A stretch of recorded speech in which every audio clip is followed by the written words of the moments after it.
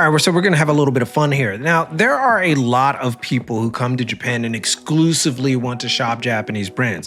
They'll say things like to me, right? Like, I only want to buy from Japanese labels. Lucky for you, I'm here to alleviate that issue with a breakdown of how Japan flips even the most familiar names into something new.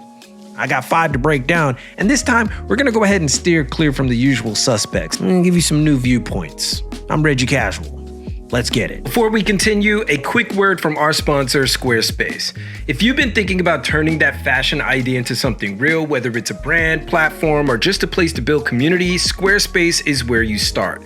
This isn't just a website builder, it's full-on brand building toolkit. You got stunning templates that don't look cookie cutter, built-in e-commerce so you can sell your pieces, members areas to build loyalty, and email campaigns to keep your people in the loop. All of it under one roof. And now with Blueprint AI, it gets even easier. Just answer a few quick questions about your style, your goals, your vibe, and Blueprint builds a custom layout tailored to your brand's identity. Fonts, colors, flow, it's all curated for you. No more blank canvas, no overthinking, just build and launch. So when you're ready to go from idea to execution, hit up squarespace.com/thecasual to get 10% off your first purchase of a website or domain.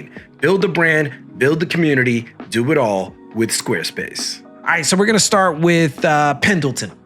That's our, yeah. Have you heard of Pendleton? Yeah, because Pendleton's great. Now in the West, Pendleton is heritage wool blankets, flannels, and native inspired patterns tied to outdoor Americana. But in Japan, Pendleton is fashion currency. I cannot explain why it is, but they love it here.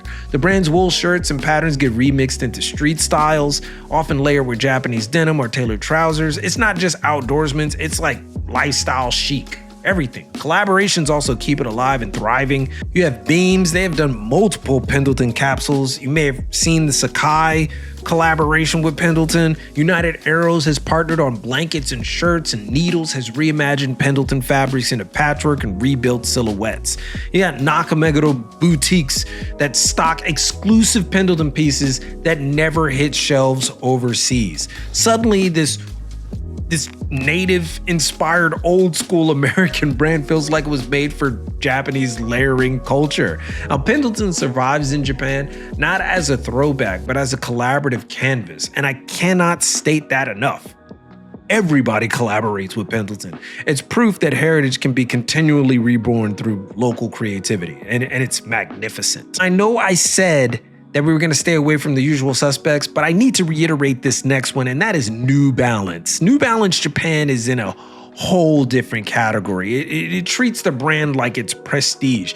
If you talk to sneakerheads, they already know the 1300 JP, the 1700, and other exclusive that never see shelves outside Tokyo. So these sneakers aren't afterthoughts. They're one of a kinds.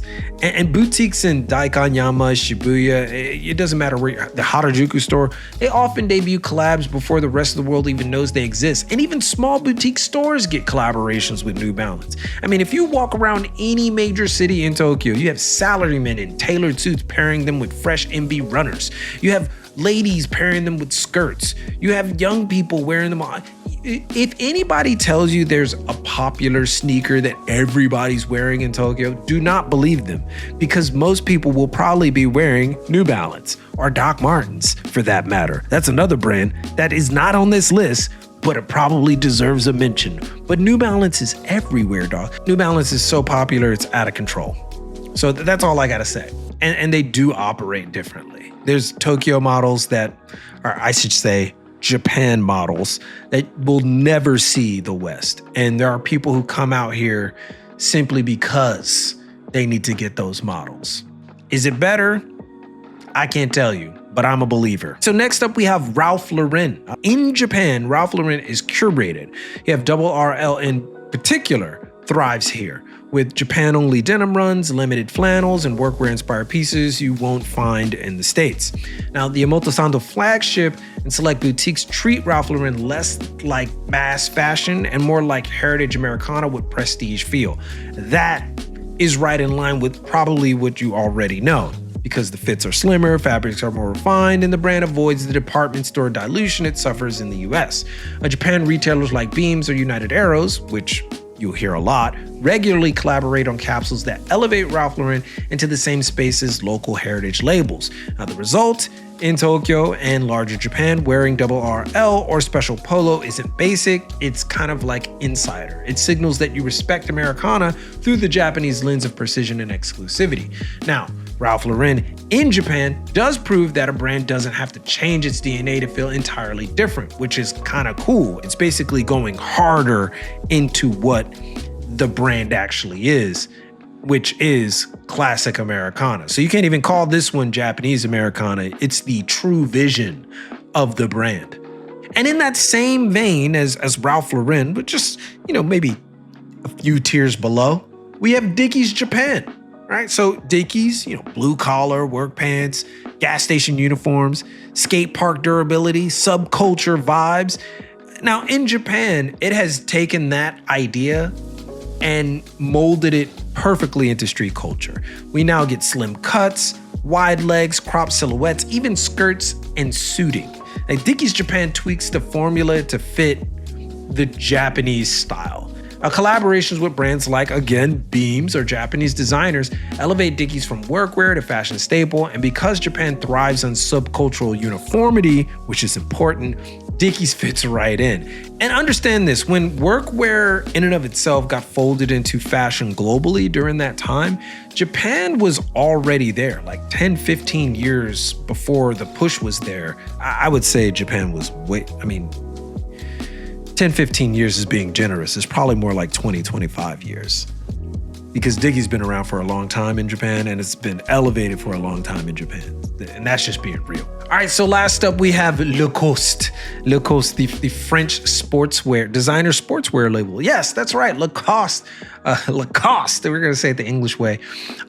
So we think crocodile, safe, maybe boring in a way. I mean, you got to give Lacoste his props, you know what I'm saying? But Lacoste in Japan is elevated. Designer collabs with Junya Watanabe, Sakai, Beams. I mean, it's couture adjacent, for lack of a better term. The polos and the knits get sharper. You get fabrics that are more elevated, refined tailoring, colors that feel rich instead of bland. And Japan reframes Lacoste as prestige casual, one step closer to luxury than basic sportswear. It's in the same kind of category as Fred Perry in Japan. That might surprise you. Fred Perry and Lacoste kind of share a similar ethos in Japan. In a word, it's more aspirational, right? It's not ironic. Lacoste has credibility because Japanese designers and boutiques insist on treating it like it matters, and it does.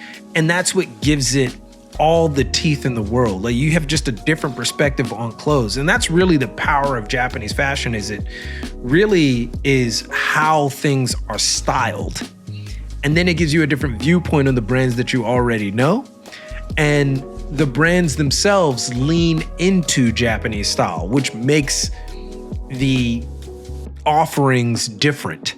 But there are other Western brands that we didn't mention or make the list here, and partly because, like I said, we wanted to stay away from the usual. And the reason why these brands do well, because it's not all Western brands across the board, but each of these brands does a fantastic job of reading the proverbial green tea leaves, if you will, when it comes to the Japanese market. They understand that you have to come differently. It's not just about dropping a store in Tokyo.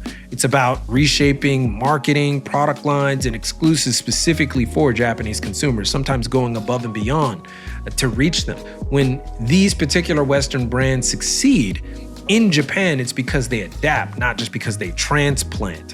So what do you think? Did I miss a brand that Japan completely flipped on its head? And maybe you've been here and you were like, oh man, that's different. Helly Hansen?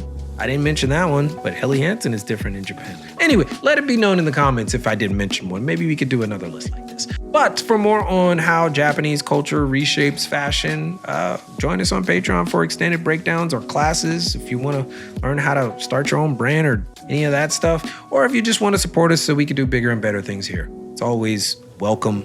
It's appreciated, all that good noise. Be sure to like, subscribe, and turn on notifications if you found this valuable or entertaining to you. But most importantly, keep it locked right here for all of your info on international fashion, culture, and business from Tokyo, and keep it casual. Yoroshiku onegai shimasu. And I will see you all in a minute.